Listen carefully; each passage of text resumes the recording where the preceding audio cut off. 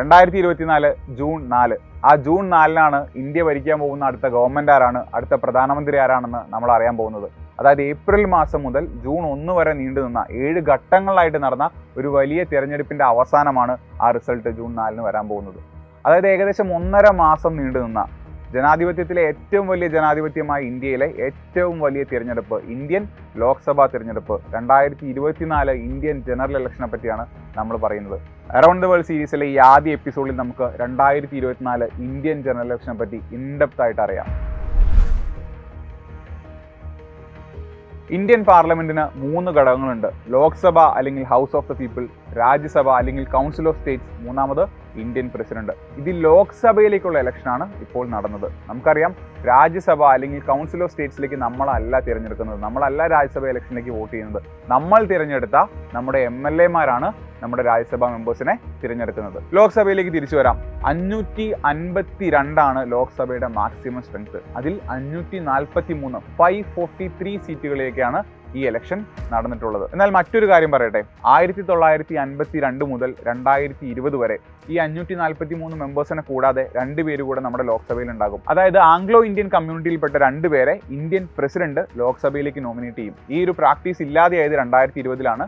104ാമത്തെ constitution അമെൻമെന്റ് 2019 പാസ്സായ 104ാമത്തെ ഭരണഘടനാ ഭേദഗതി പ്രകാരമാണ് ഈ ഒരു പ്രാക്ടീസ് നിർത്തലാക്കിയത്. നമുക്ക് 543 സീറ്റുകളിലേക്ക് തിരിച്ചു വരാം. ഈ 543 സീറ്റുകളെ ഇന്ത്യയിലെ സംസ്ഥാനങ്ങൾക്കും കേന്ദ്രഭരണ പ്രദേശങ്ങൾ അല്ലെങ്കിൽ യൂണിയൻ ടെറിട്ടറീസിനും അവരുടെ ജനസംഖ്യയ്ക്ക് അനുസരിച്ച്, പോപ്പുലേഷൻ അനുസരിച്ചാണ് ഡിവൈഡ് ചെയ്ത് കൊടുത്തിട്ടുള്ളത്. അപ്പോൾ മനസ്സിലാക്കേണ്ട കാര്യം, ഓരോ സംസ്ഥാനങ്ങൾക്കും ഈക്വൽ നമ്പർ ഓഫ് സീറ്റ്സ് അല്ല, തുല്യ സീറ്റുകളല്ല, അവരുടെ ജനസംഖ്യയ്ക്ക് അനുസരിച്ചാണ് ഈ 543 സീറ്റുകളെ ഡിവൈഡ് ചെയ്ത് കൊടുത്തിട്ടുള്ളത്. ഒരു ഉദാഹരണം പറഞ്ഞു കഴിഞ്ഞാൽ, ഇന്ത്യയിലെ ഏറ്റവും കൂടുതൽ ജനസംഖ്യയുള്ള സംസ്ഥാനമാണ് ഉത്തർപ്രദേശ്. ഉത്തർപ്രദേശിന് 80 ലോക്സഭാ സീറ്റുകളുള്ളത്. നമ്മുടെ കേരളത്തിനാകട്ടെ 3.5 കോടിയോളം ജനങ്ങളുള്ള നമ്മുടെ കേരളത്തിന് 20 സീറ്റുകളുള്ളത്.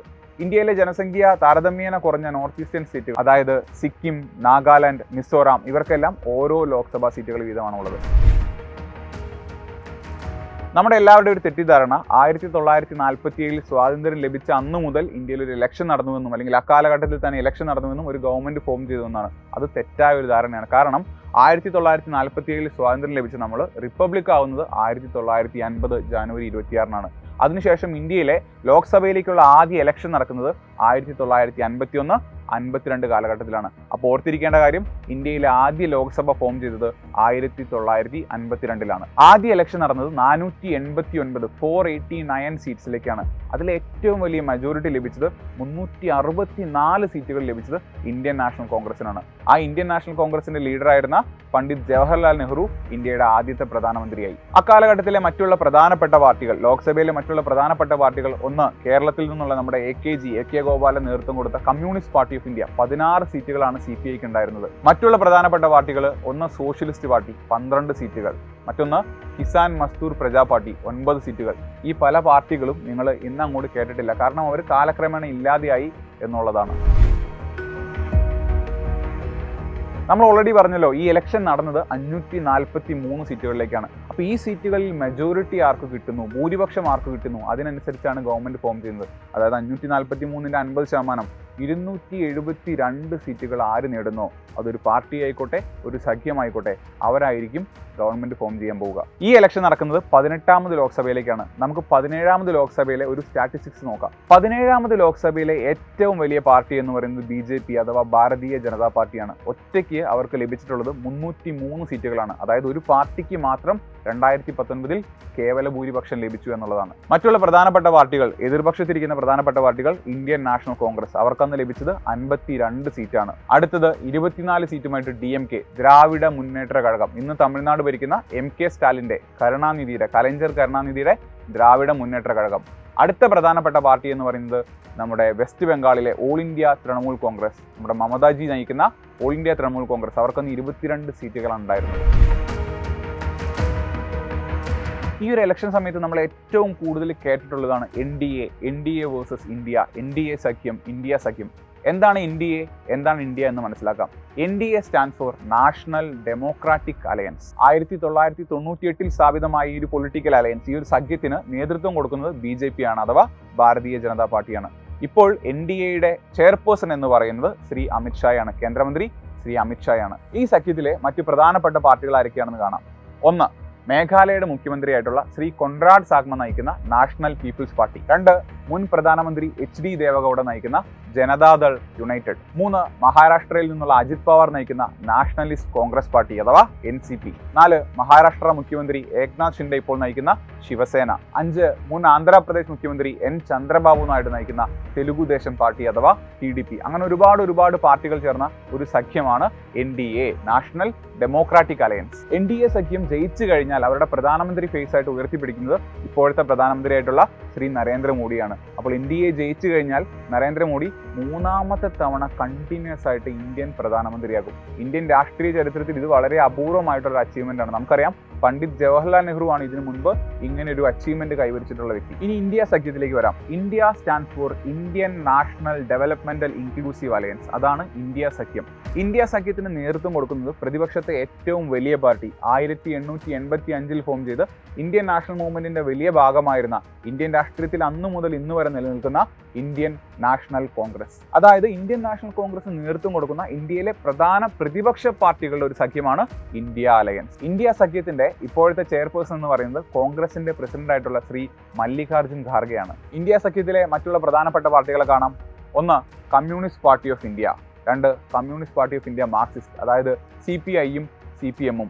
അടുത്ത പ്രധാനപ്പെട്ട പാർട്ടി എന്ന് പറയുന്നത് ഡൽഹി മുഖ്യമന്ത്രിയായിട്ടുള്ള വാർത്തകളിൽ ഇപ്പോൾ നിറഞ്ഞു നിൽക്കുന്ന ശ്രീ അരവിന്ദ് കെജ്രിവാൾ നേതൃത്വം കൊടുക്കുന്ന ആം ആദ്മി പാർട്ടിയാണ്. അടുത്ത പ്രധാനപ്പെട്ട പാർട്ടി തമിഴ്നാട്ടിലെ, ഞാൻ ഓൾറെഡി പറഞ്ഞു, MK സ്റ്റാലിൻ നേതൃത്വം കൊടുക്കുന്ന ദ്രാവിഡ മുന്നേറ്റ കഴകം. അടുത്ത പ്രധാനപ്പെട്ട പാർട്ടി എന്ന് പറയുന്നത് മുൻ ജാർഖണ്ഡ് മുഖ്യമന്ത്രി ഹേമന്ത് സോറൻ നേതൃത്വം കൊടുക്കുന്ന ജാർഖണ്ഡ് മുക്തി മോർച്ച. മറ്റൊരു പാർട്ടി മുൻ UP മുഖ്യമന്ത്രി, ഉത്തർപ്രദേശ് മുഖ്യമന്ത്രിയായിരുന്ന അഖിലേഷ് യാദവ് നേതൃത്വം കൊടുക്കുന്ന സമാജ്വാദി പാർട്ടി. അതായത് ഒപ്പോസിഷനിലിരിക്കുന്ന ഒരുപാട് പാർട്ടികളുടെ ഒരു കൂട്ടായ്മ, ഒരു അലയൻസ് ആണ് ഇന്ത്യ അലയൻസ്. ഇന്ത്യ സഖ്യം ജയിച്ചു കഴിഞ്ഞാൽ ആരായിരിക്കും അവരുടെ പ്രധാനമന്ത്രി എന്ന് ഇതുവരെ ഡിക്ലെയർ ചെയ്തിട്ടില്ല. ആരാണ് അടുത്ത പ്രധാനമന്ത്രി?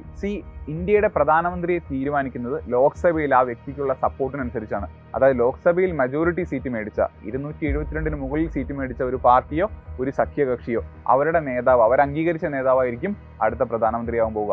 ആ വ്യക്തിയെ, മെജോറിറ്റി സപ്പോർട്ടുള്ള വ്യക്തിയെ പ്രൈം മിനിസ്റ്ററായിട്ട്, പ്രധാനമന്ത്രിയായിട്ട് അപ്പോയിന്റ് ചെയ്യുന്നത് ഇന്ത്യൻ പ്രസിഡന്റ് ശ്രീമതി ദ്രൗപദി മുർമു ആയിരിക്കും. ഇതൊരു പ്രധാനപ്പെട്ട കാര്യം പറയട്ടെ, പ്രധാനമന്ത്രി ആകണമെങ്കിൽ ആ വ്യക്തി ലോക്സഭയിൽ നിന്ന് തന്നെ വരണമെന്നില്ല. രാജ്യസഭയിൽ നിന്നുള്ള ഒരു മെമ്പർക്കും പ്രധാനമന്ത്രിയാവും. അതിന്റെ ഏറ്റവും വലിയ ഉദാഹരണമാണ് ശ്രീ മൻമോഹൻ സിംഗ്. 2004 മുതൽ 2014 വരെ ഇന്ത്യയുടെ പ്രധാനമന്ത്രിയായിരുന്ന ശ്രീ മൻമോഹൻ സിംഗ് ഒരിക്കലും ലോക്സഭയിൽ മെമ്പർ ആയിരുന്നിട്ടില്ല. അദ്ദേഹം ഒരു രാജ്യസഭാ മെമ്പർ ആയിരുന്നു.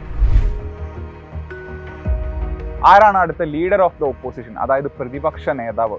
ഒരു ജനാധിപത്യത്തിലെ ഏറ്റവും വലിയൊരു ഘടകമാണ് പ്രതിപക്ഷ നേതാവ്. സ്ട്രോങ് ആയിട്ടുള്ളൊരു പ്രതിപക്ഷമാണ് ഒരു ജനാധിപത്യത്തിന് അതിന്റെ എല്ലാ അർത്ഥത്തിലേക്കും എല്ലാ തലങ്ങളിലേക്കും വളർച്ചയിലേക്ക് എത്തിക്കുന്നത്. ലോക്സഭയിൽ പ്രതിപക്ഷത്തിരിക്കുന്ന ഏറ്റവും വലിയ പാർട്ടിയുടെ നേതാവായിരിക്കും ലീഡർ ഓഫ് ദ ഓപ്പോസിഷൻ അല്ലെങ്കിൽ പ്രതിപക്ഷ നേതാവ്. ഇതിന് മറ്റൊരു കണ്ടീഷൻ കൂടിയുണ്ട്.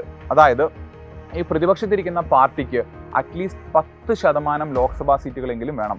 അതായത് 543 സീറ്റുകളിലേക്ക് ഇലക്ഷൻ നടക്കുമ്പോൾ മിനിമം 55 സീറ്റുകൾ ഈ പാർട്ടിയുടെ കയ്യിൽ വേണം. നമുക്ക് 2019-24 കാലഘട്ടത്തിലേക്ക് വരാം. ആ ഒരു കാലഘട്ടത്തിൽ ഇന്ത്യൻ ലോക്സഭയിൽ ഒരു ലീഡർ ഓഫ് ദ ഓപ്പോസിഷൻ അല്ലെങ്കിൽ പ്രതിപക്ഷ നേതാവ് ഇല്ലായിരുന്നു എന്നുള്ളതാണ് സത്യം.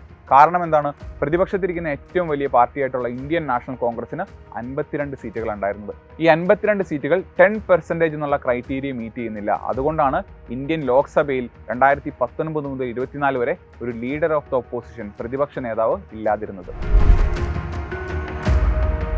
എന്താണ് ഇന്ത്യൻ ഇലക്ഷന്റെ ഇത്രയും വലിയൊരു ഭംഗി, the beauty of Indian election എന്താണെന്ന് ചോദിച്ചു കഴിഞ്ഞാൽ 1951-52 കാലം മുതൽ 2019 വരെ നടന്ന ഇലക്ഷനിൽ തോറ്റ പാർട്ടി, അതായത് ഭരണത്തിലിരുന്ന് തോറ്റുപോയ പാർട്ടി ഒരിക്കലും മിലിറ്ററി ഉപയോഗിച്ചോ അല്ലെങ്കിൽ മറ്റ് മാർഗങ്ങൾ ഉപയോഗിച്ച് ഒരു അട്ടിമറിക്ക് ഇന്നേ വരെ ശ്രമിച്ചിട്ടില്ല. ഈ കഴിഞ്ഞ 75 വർഷത്തിൽ നിങ്ങൾ നോക്കിക്കഴിഞ്ഞാൽ ഇന്ത്യയെ പട്ടാളം ഭരിച്ച ഒരു കാലഘട്ടം ഇല്ല എന്നുള്ളതാണ്. 20-ാം നൂറ്റാണ്ടിൽ ഇന്ത്യയോടൊപ്പം സ്വാതന്ത്ര്യം ലഭിച്ച മറ്റുള്ള രാജ്യങ്ങളെ നിങ്ങൾ നോക്കിക്കഴിഞ്ഞാൽ, അല്ലെങ്കിൽ ഈവൻ അമേരിക്ക പോലുള്ള രാജ്യങ്ങൾ നോക്കിക്കഴിഞ്ഞാലും അവർക്ക് എടുത്ത് അവകാശപ്പെടാനില്ലാത്ത ഒരു മൂല്യമാണിത്. ഇപ്പോൾ ലോകത്തിലെ ഏറ്റവും വലിയ ജനാധിപത്യത്തിന്റെ രാഷ്ട്രീയ മാമാങ്കത്തിന്റെ ഔട്ട്കം എന്താണ്, റിസൾട്ട് എന്താണെന്ന് നമുക്ക് ഏവർക്കും പ്രതീക്ഷയോടെ കാത്തിരുന്ന് കാണാം. അറൗണ്ട് ദ വേൾഡ് സീരീസിന്റെ മറ്റൊരു എപ്പിസോഡുമായിട്ട് നമുക്ക് വീണ്ടും കാണാം.